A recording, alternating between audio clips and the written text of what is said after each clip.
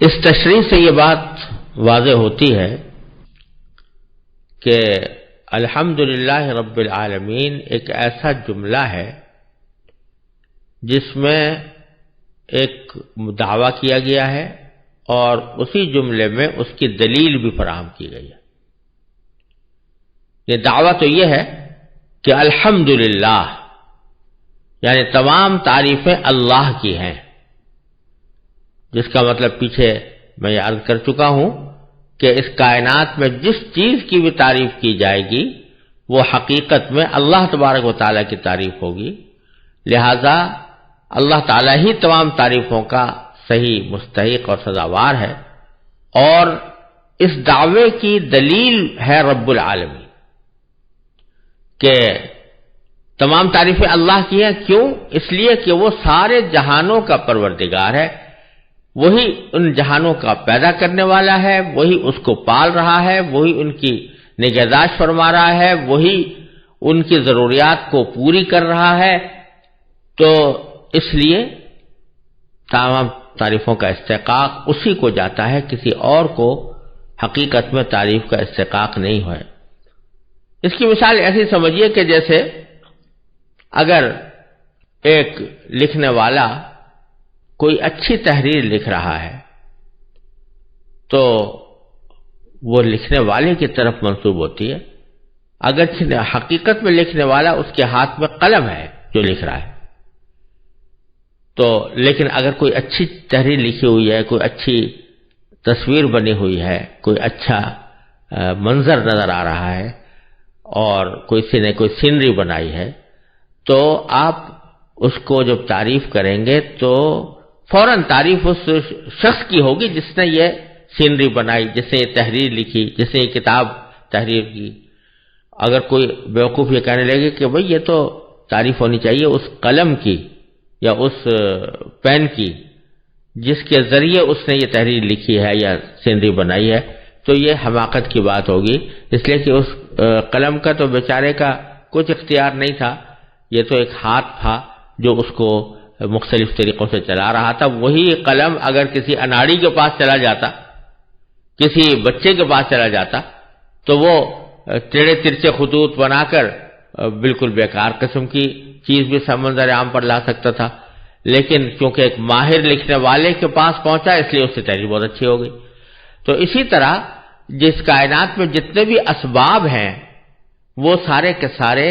ان کی مثال لکھنے والے کے ہاتھ میں قلم جیسی ہے، ورنہ اصل میں اس سبب کو مؤثر بنانا اللہ تبارک و تعالیٰ کا کام ہے۔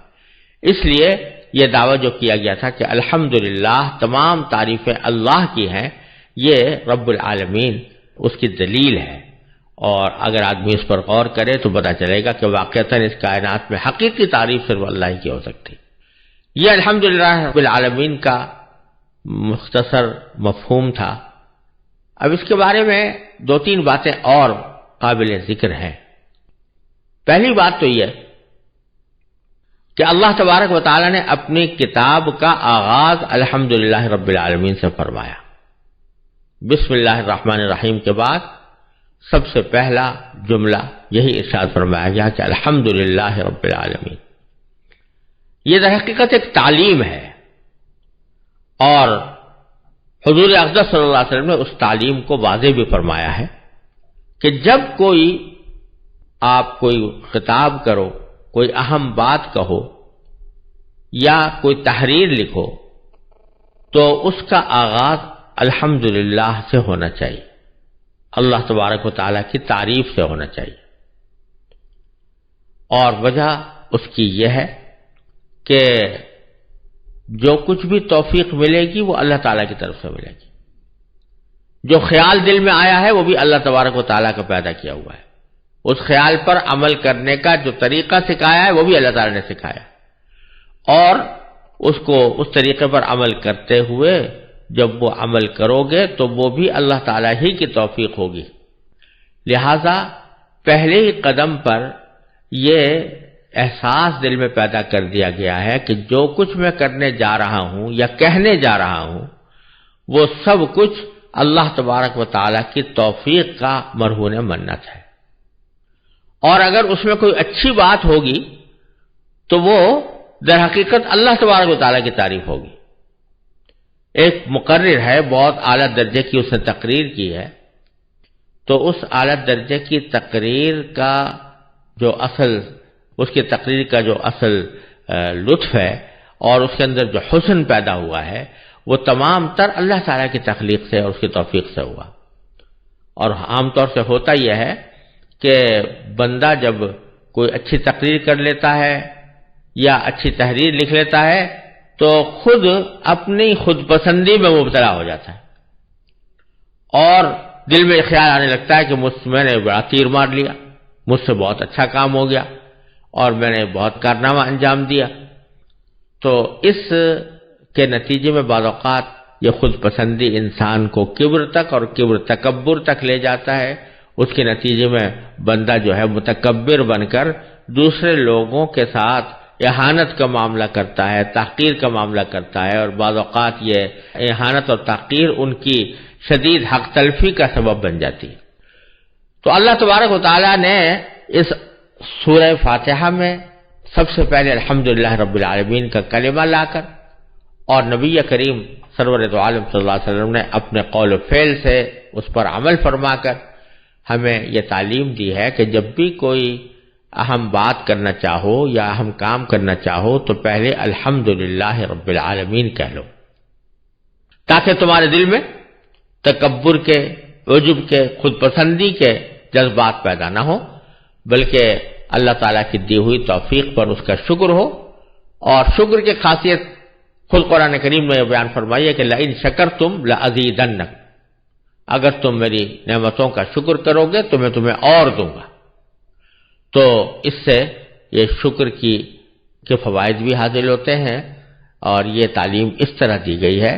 کہ اللہ تعالیٰ کا ہر کام پر شکر ادا کرنے کی کوشش کی جائے. دوسری بات یہ ہے کہ اس جملے میں الحمدللہ رب العالمین میں دعا کا طریقہ سکھایا گیا، کیونکہ آپ نے دیکھا کہ یہ سورہ فاتحہ تقریباً تمام تر یہ ایک اہم دعا پر مشتمل ہے، جیسے کہ تفصیل آگے آنے والی ہے. لیکن اس دعا سے پہلے الحمدللہ رب العالمین، الرحمن الرحیم، مالک یوم الدین، یہ تینوں جملے ایک تمہید کے طور پر ارشاد فرمائے گئے ہیں اس دعا کے لیے جو آگے آنے والی ہے. اس سے یہ بات معلوم ہوئی اور احادیث سے بھی یہ بات ثابت ہے کہ جب بندہ کسی بات کے لیے اللہ تبارک و تعالیٰ کی بارگاہ میں دعا مانگے تو اس کو دعا کا آغاز اللہ تعالیٰ کی حمد سے کرنا چاہیے اور نبی کریم سرور دو عالم صلی اللہ علیہ وسلم پر درود بھیجنے سے کرنا چاہیے. یعنی پہلے الحمدللہ رب العالمین کہہ دیں اور پھر نبی کریم سرور دو عالم صلی اللہ علیہ وسلم پر درود بھیجنے کا کوئی کلمہ کہہ دے، اس کے بعد اپنی حاجت اللہ تعالیٰ سے مانگے. یہ اور حضور اقدس صلی اللہ علیہ وسلم سے یہی بات ثابت بھی ہے. اس کی کیا وجہ ہے کہ اللہ تعالیٰ کی حمد سے آغاز کیا جائے دعا کا؟ یہ ایک بہت اہم بات ہے اور وہ یہ کہ انسان کی کچھ نفسیات اس قسم کی ہے کہ جب اس کو کوئی حاجت پیش آتی ہے یا کوئی تکلیف آتی ہے جس کا وہ ازالہ چاہتا ہے تو اس کے دل و دماغ پر بس وہ اپنی حاجت مسلط ہوتی ہے یا وہ تکلیف مسلط ہوتی ہے جس کا وہ ازالہ چاہ رہا ہے. اس وقت وہ اس بات سے بالکل غافل ہو جاتا ہے کہ عین اسی وقت میں جبکہ مجھے ایک حاجت درپیش ہے، عین اسی وقت میں جبکہ میں ایک تکلیف کا شکار ہوں، اللہ جل جلالہ کی کتنی بے شمار نعمتیں عین اس وقت میں مجھ پر برس رہی ہیں. فرض کرو کسی کو بخار آ گیا تو بس وہ بخار کو تو لے کر بیٹھ جائے گا، لیکن اس بات سے غافل ہوگا کہ عین اسی وقت میں میرے جسم کے تمام اعضاء ٹھیک ٹھیک کام کر رہے ہیں، دل صحیح کام کر رہا ہے، جگر صحیح کام کر رہا ہے، آنکھیں میں بینائی موجود ہے، کان میں سننے کی صلاحیت موجود ہے، زبان میں بولنے کی طاقت موجود ہے، ہاتھ پاؤں میں چلنے کی طاقت موجود ہے، یہ ساری نعمتیں اللہ تعالیٰ کی موجود ہیں۔ ایک تھوڑی سی تکلیف آئی ہے کہ بخار آ گیا، لیکن باقی ساری نعمتیں موجود ہیں۔ پھر اس تکلیف میں بھی آدمی کو یہ خیال ہونا چاہیے کہ اس تکلیف کو دور کرنے کے کیا اسباب میرے پاس موجود ہیں۔ اگر کوئی مہربان طبیب ہے، معالج ہے کہ سہولیات میسر ہیں تو وہ ایک نعمت ہے۔ اگر اچھے تیماردار ہیں، تسلی دینے والے ہیں، وہ ایک نعمت ہے۔ دوائیں مناسب موجود ہیں، وہ ایک نعمت ہے۔ تو ان ساری نعمتوں کے اندر ایک تکلیف آئی ہے، تو اگر آدمی براہ راست بس وہ تکلیف تو مانگنا شروع کر دیا، اللہ میرا بخار اتار دیجیے، یا اللہ مجھے تکلیف سے نجات دے دیجیے، یا اللہ مجھے صحت عطا فرما دیجیے، تو اس میں ایک شائبہ اس بات کا ہو سکتا ہے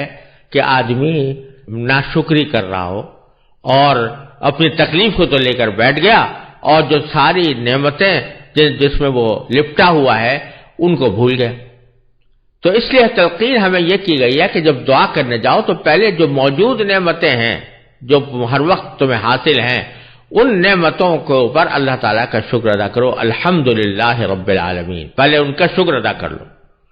تاکہ تمہاری دعا ناشکری پر مشتمل نہ ہو، تمہاری دعا